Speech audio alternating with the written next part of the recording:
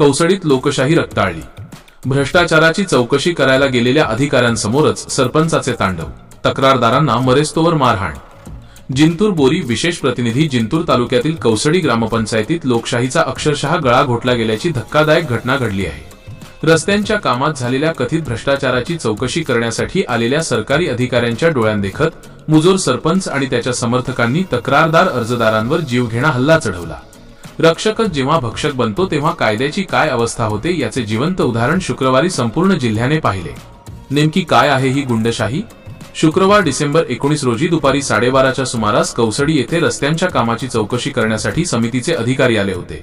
चौकशीची प्रक्रिया सुरू असतानाच सरपंच मोबिन कुरेशी, ग्रामपंचायत सदस्य शेख नूर उर्फ आवेश शेख हाफिज आणि त्यांच्या साथीदारांनी चौकशीला उत्तर देण्याऐवजी हिंसक वळण घेतले।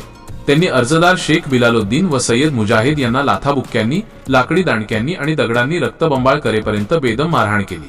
अधिकाऱ्यांसमोरच कायद्याचा अवमान।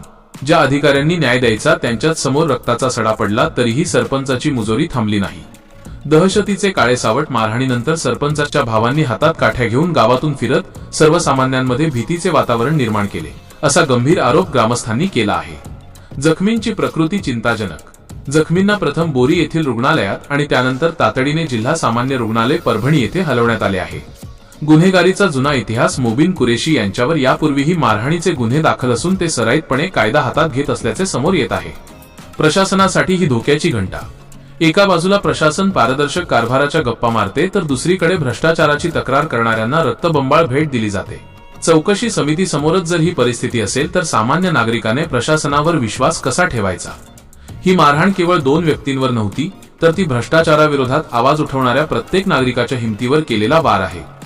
पुढील पाऊल। सध्या बोरी पोलिसांनी गावात बंदोबस्त तैनात केला असून गुन्हा दाखल करण्याची प्रक्रिया सुरू आहे। आता या मुजोर सरपंचाचे पद रद्द होऊन त्यांना कोठडीची हवा मिळते का, याकडे संपूर्ण तालुक्याचे लक्ष लागले आहे।